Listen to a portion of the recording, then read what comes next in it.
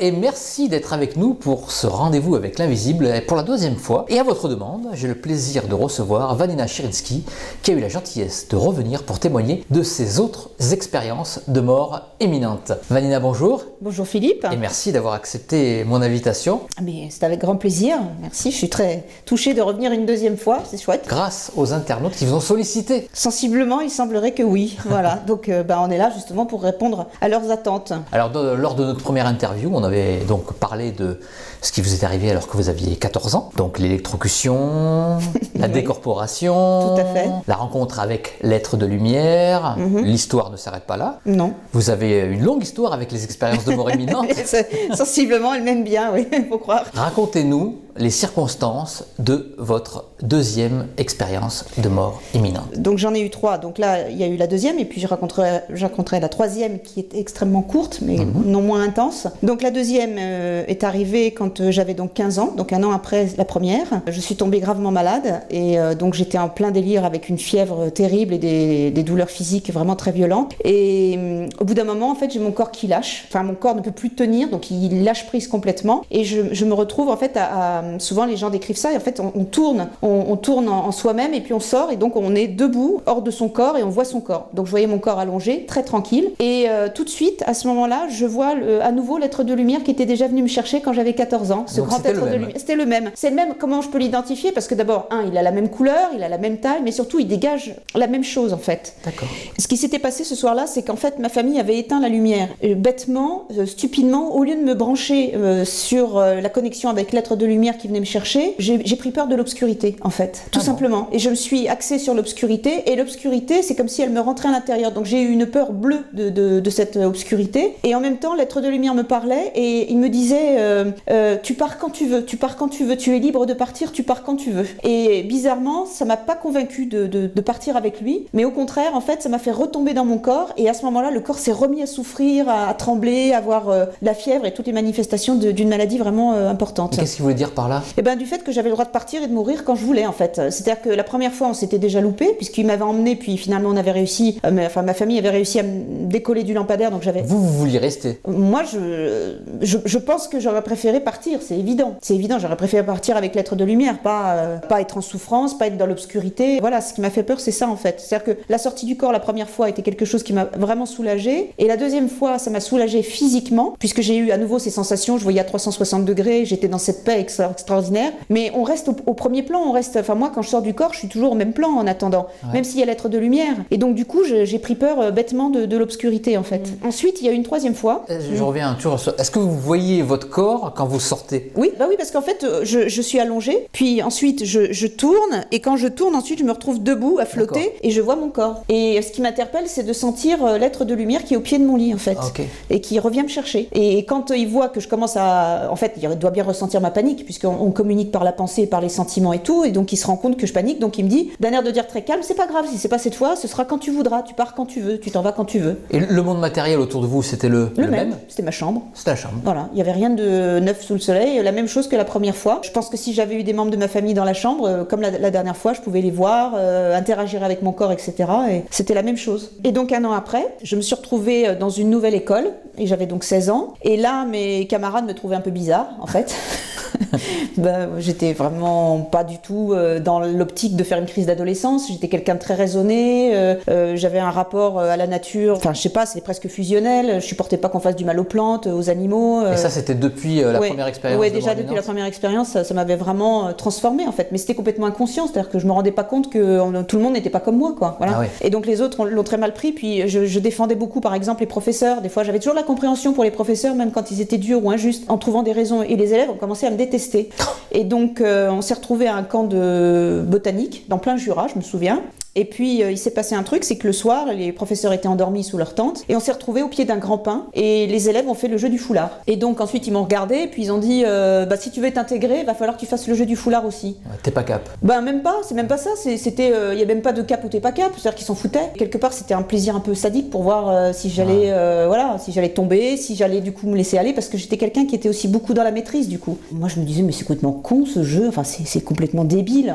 Et puis tout le monde est passé, puis tout tout le monde se relevait et tout. Puis moi, il y a quelque chose qui me disait méfie-toi parce que tu vas aller ailleurs. Ça va pas bien se passer, quoi. Et en même temps, je me suis dit, bah oui, mais je m'en fous parce que moi, je sais comment c'est de l'autre côté. Donc si ça se passe mal, bah tant mieux. Enfin, quelque part, je m'en fous. Enfin, ça m'est égal. Que je reste ou que je parte, ça m'est égal. Et donc je dis, bon, allez, c'est bon, je vous le fais votre truc. Et donc, je fais ce qu'il faut faire. Et je tombe évidemment en syncope. Sauf que le cœur, en fait, ne repart pas tout de suite, du tout. Et puis, je me retrouve hors du corps. Et je vois que mon corps commence à blanchir. Et je vois mes lèvres bleues et tout ça. Ah oui. Et je m'en fous, mais complet. Et je m'élève doucement.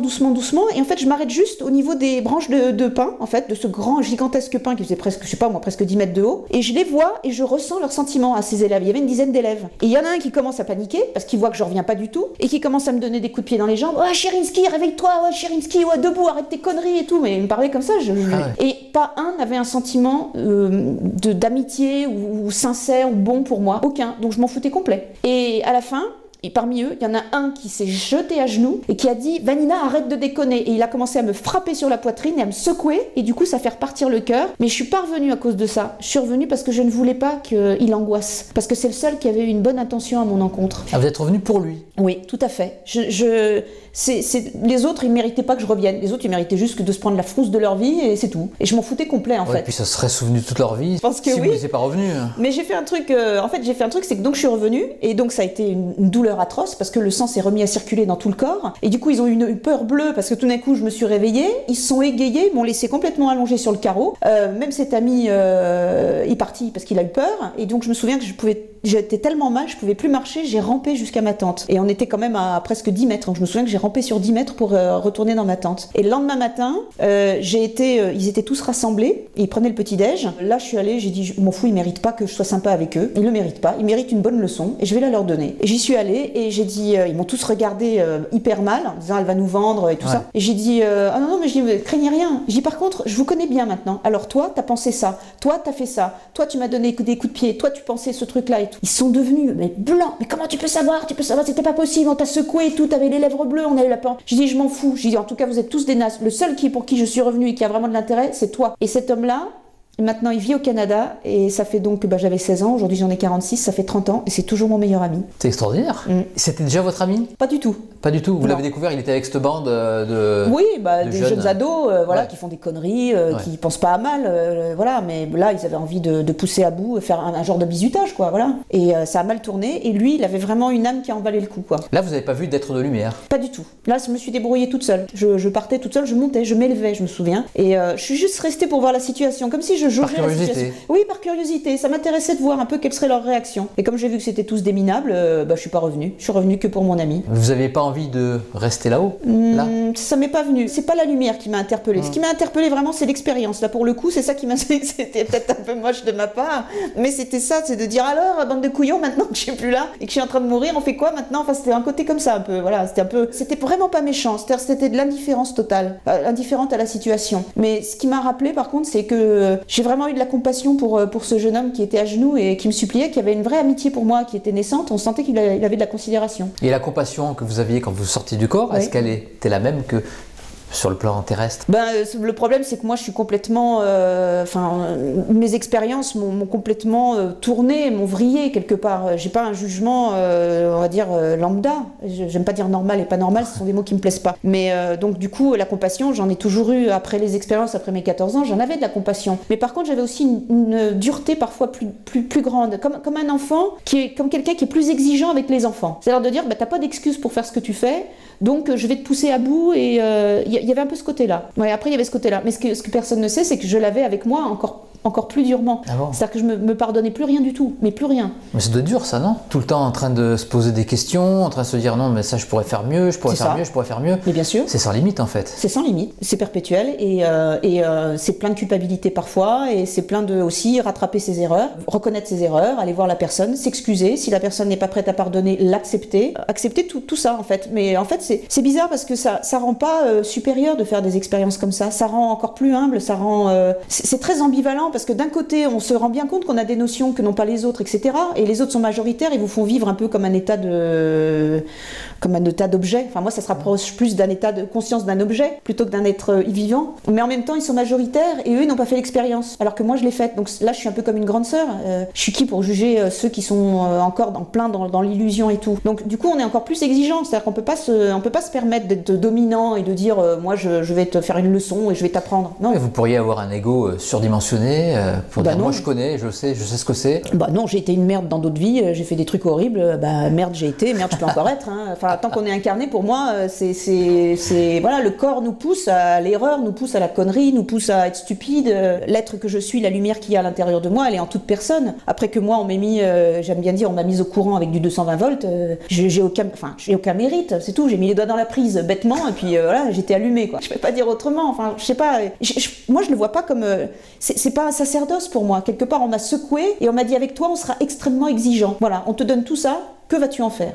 Avant l'incarnation, c'était ce que vous étiez fixé comme but? Moi, je voulais pas descendre, déjà. Ah. Alors ça, c'est aussi un concept très amusant. Moi, ça m'amuse follement, ce concept, parce que j'ai rencontré plein de gens qui m'ont dit « c'est pas possible, vous ou tu ne peux pas être descendu sans en avoir envie ». Et c'est très amusant parce que quand j'ai fait ces expériences de vie après la mort, il y a des notions qui sont revenues. Et je parle souvent, j'en avais parlé la première fois, de ZIP. Le ZIP. Le fameux ZIP. D'ailleurs, ça a fait polémique, ça aussi, ça a fait parler. Oui. Ah oui, ça a fait parler, le fameux ZIP. Et donc, j'ai encore dézippé un dossier. Et voilà, sur cette conscience, sur ces notions, sur la culpabilité, sur tout ça se défait au fur et à mesure de la vie. Donc c'est une exigence sans fin, c'est une pression sur moi sans fin. Je peux pas avoir cette espèce de supériorité. Je dis pas que j'ai pas des impatiences, j'ai de l'impatience, mais je n'ai pas de supériorité par rapport aux gens, par rapport aux choses. Je suis totalement faillible, je peux encore me fracasser royalement. Est-ce que vous croyez que vous allez être encore incarné à votre prochaine vie? Non, et d'ailleurs,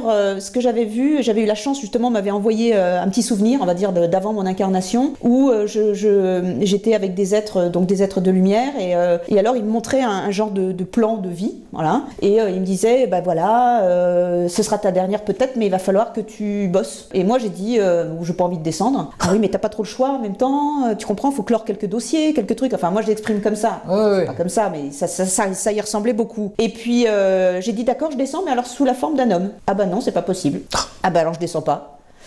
Ah ben non, tu comprends, il faut que tu descendes sous la forme d'une femme parce que... Ah ouais, je dis, bah moi je veux pas une forme de femme, toutes les vies de femmes que j'ai eues, c'est des vies horribles, alors merci, non, je ne veux pas. Ah, il faut en baver. Hein. Et voilà. C'est ça.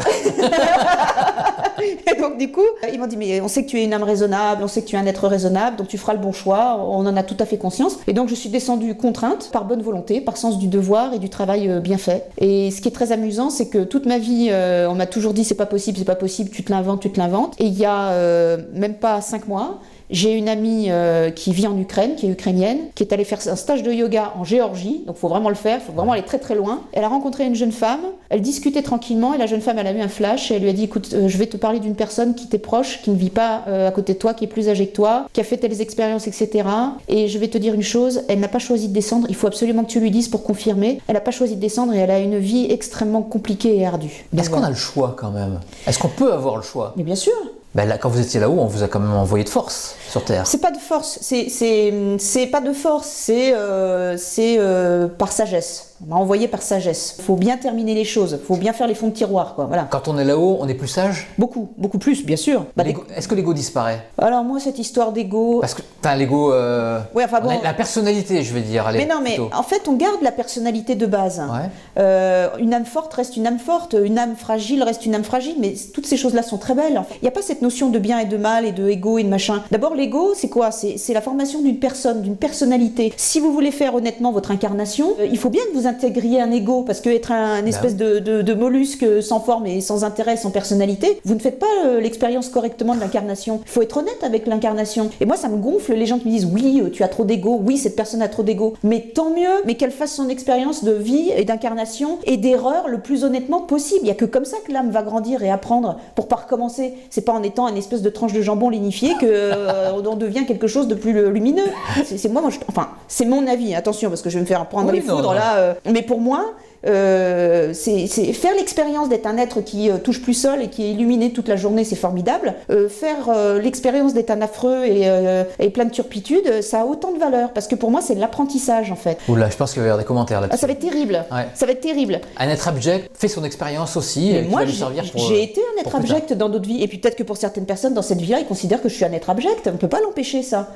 C'est du domaine de l'empirique. Tant qu'on est dans cette illusion, moi je le dis toujours, c'est un grand théâtre, chacun a son rôle. Et le rôle des salauds, c'est pas un rôle facile. Moi, il y a des rôles de salauds. Et ben heureusement qu'ils sont des salauds, parce que sinon on ferait pas le choix. Parce que quand on a un salaud ou une garce en face de soi, on fait un choix. Qui est-ce qu'on décide d'être comme cette personne, ou au contraire, on a une réaction à l'opposé et on évite de redevenir cette personne ou d'être cette personne. Donc c'est toujours une remise en question. Et est-ce que les salauds, dès qu'ils passent de l'autre côté du miroir, sont encore des salauds?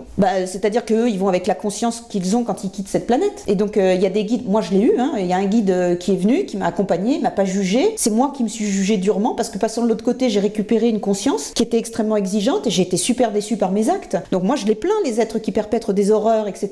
Parce que ils le font, super, vachement bien. Mais après, cette conscience-là, quand bien même c'était prévu qu'ils jouent ce rôle, etc., on va le garder en soi, cette résonance, cette énergie négative et horrible qu'on a perpétrée. Il faut se le pardonner, et il faut déjà gagner le pardon d'autres âmes qu'on a traumatisées. Puis une fois qu'on l'a fait, il faut se pardonner à soi-même. Et le plus compliqué, c'est de se pardonner à soi-même. Moi, je suis arrivée sur cette terre incarnée avec des choses que je ne m'étais pas pardonnées. Ça a été très très long de me pardonner ça. La revue de vie, voilà, c'est ça. Oui, la revue de vie, mais il n'y a pas seulement de celle-là. Dans les fameuses vies, j'ai eu des vies antérieures aussi qui me sont revenues. Enfin, j'aime pas les vies antérieures, ça voudrait dire qu'il y a du domaine du passé. Or, moi, la notion de temps, maintenant, elle est plus de cet ordre-là. Mais les autres expériences que j'ai faites, il y avait des expériences, mon Dieu, j'ai pas de quoi être fière, du tout.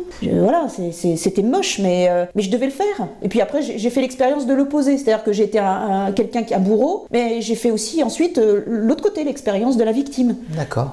Et quand vous étiez sorti sur les deux expériences, les deux suivantes, quand vous sortiez du corps, est-ce que la notion du temps était la même que sur le plan terrestre? Non, toujours la même. Là, c'est pareil? Non, c'est pareil. À chaque fois que je sors du corps, il n'y a pas de notion de temps. C'est un infini absolu. C'est compliqué parce que c'est un... Alors, on va le dire, un éternel présent, si ça peut aider les gens. C'est difficile à comprendre ça. Hein. Oui, oui, parce que moi, quand je suis hors du corps, en plus, cette réalité-là, elle est au ralenti. C'est-à-dire que là, vous me parlez, mais c'est comme si on parlait comme ça.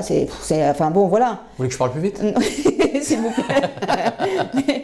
mais en fait, la plupart des expérienceurs, quand ils reviennent, ils disent souvent ça. Ils disent, en fait, après, on devient ultra impatient parce qu'on trouve que tout est long. Et c'est insupportable. Et même nous-mêmes, on s'agace parce qu'on se trouve long, lent, maladroit, etc. À l'autre côté, c'est... Mais même la fraction de seconde de la fraction de seconde, quoi. Pourtant, moi, j'ai pas fait d'expérience de mort imminente et j'ai toujours l'impression que tout est long. Mais c'est ça. Mais parce qu'en fait, vous avez le souvenir, vous avez l'écho, Philippe, qui vous revient. Je pense que c'est... Mais il y a ça aussi que les gens ne pensent pas. Des fois, quand ils ont ça, justement, ce genre de choses, jamais ils mettent l'hypothèse que ça peut bien leur venir de avant leur incarnation. C'est-à-dire qu'ils ont gardé cette notion que l'âme, elle sait qu'elle va vite, que tout va vite. Et ils s'intègrent dans un corps, ils deviennent amnésiques et ils vivent une vie de lenteur, laborieuse, etc. Et les gens n'y pensent jamais. Ils se disent jamais, tiens, ça se trouve, ça me vient de l'autre côté, quoi. Et artificiellement, est-ce que vous avez essayé, vous auriez pu réessayer l'histoire du foulard pour pouvoir retrouver un petit peu... M'envoyer en l'air, c'est ça que vous voulez dire? Pour aller de l'autre côté du miroir. Ouais. Vous n'avez jamais essayé? Non, je n'ai pas le droit de faire ça comme ça. D'accord, sans vouloir mettre fin à ces jours. Moi, j'ai compris qu'à chaque fois que je tentais un truc, ça finissait mal. Donc, j'avais intérêt à être raisonnable. Non, ça ne m'est pas venu. Pour la simple et bonne raison, c'est que je ne veux surtout pas... Moi, alors ça, c'est mon cas personnel. Ouais. Attention, je le dis bien. Je ne veux pas me réincarner. Je ne veux pas revenir me réincarner à nouveau dans cette terre. Je ne veux pas. Donc, c'est finalement ma grande trouille. Et donc, je fais vraiment tout ce que je peux pour ne pas commettre ce genre d'erreur fatale. Pourquoi ça serait une erreur fatale, ça? Pour moi, oui. Parce que ça voudrait dire me réincarner à nouveau pour écluser encore les fonds de tiroir. Mais ça va, j'ai ma dose. Non, je veux plus. Mais c'est pas un outil qui m'a été donné. Je sais qu'il y a des tas de gens qui sortent de leur corps comme on éternue. C'est pas mon truc du tout. Mais par contre, la nuit, il m'arrive de faire des rêves initiatiques, ou alors on me montre des choses qui vont arriver dans le futur. Et je sais très bien faire la différence entre tous ces rêves et toutes ces réalités. Voilà, ça oui. Donc pour moi, ça revient à peu près au même, parce que quand je me réveille le matin, je suis épuisée, donc j'ai aucun repos. Mais non, ça me vient même pas à l'esprit. Vous voyez, vous m'en parlez, ça me semble complètement... c'est une question qui m'est venue comme ça. Mais non, elle est très justifiée, cette question, en fait. Mais c'est marrant parce que... Non, après des moments de désespoir, en disant, j'en ai ras-le-bol de tout ça, et de ce grand théâtre, et de ce grand cinéma, et je vais me flingués, bah, c'est évident, la plupart des hémistes, ils ont des crises comme ça, ils ont des crises suicidaires. Mais après, on va pas au bout. Après, il y en a qui malheureusement vont au bout, mais en général, ils appellent au secours d'autres hémistes pour les sortir de cette ornière. Et voilà, ça c'est. Et puis il y avait de très jolies questions. J'ai été faire un congrès à Toulouse il y a pas très longtemps, et il y avait de très jolies questions, notamment sur le suicide, justement des personnes. Et je sais que notre société a un rapport très culpabilisant vis-à-vis du suicide. Et tout le monde dit les gens qui suicident, ce sont des lâches. Et moi, j'ai mon idée là-dessus. Ouais. Et je considère que les gens qui se suicident, c'est que ce sont des gens qui ont été au contraire extrêmement courageux, c'est-à-dire des gens qui ont été au bout de leur douleur. Et ils sont arrivés dans un tel taux de douleur que c'est juste du domaine du plus possible. Il n'y a personne qui interdit à qui que ce soit de quitter l'expérience de l'incarnation quand il n'y arrive plus. Parce qu'à quoi bon persévérer et de se faire du mal? On n'est pas là pour se mortifier, sauf si c'est inscrit dans votre scénario de vie. Tu te mortifieras jusqu'à ce que mort s'en suive. Bon, d'accord, mais enfin, ce que je veux dire, c'est qu'il n'y a pas de règle et il n'y a pas quelqu'un qui va vous dire c'est très mal ce que vous avez fait. Il y a des gens qui doivent faire l'expérience du suicide, par exemple, dans leur vie. Bah, ils vont faire l'expérience du suicide. Et puis les gens autour d'eux vont faire l'expérience de la personne qui suicide. Qu'est-ce que ça va générer comme expérience pour eux? Et puis après, il y a des gens qui suicident alors que c'est pas leur heure. Et ben ces gens-là, il va falloir qu'ils se retapent leur expérience sous une autre forme, dans une autre vie, et ils vont recommencer à voir les épreuves là où ils se sont arrêtés. Bon, moi je l'ai vu comme ça, parce que ça m'est arrivé dans certaines vies où j'ai mis fin à mes jours, et voilà, et j'ai compris, j'avais cette notion de dire, attention, parce que si tu t'arrêtes avant, il faudra quand même que tu te le reprennes, quoi. Voilà, tu peux pas éviter. D'accord. Bah écoutez, merci Vanina. Mais merci à vous Philippe, merci beaucoup. À bientôt pour les questions des internautes. Oui, j'attends avec impatience. Merci Vanina.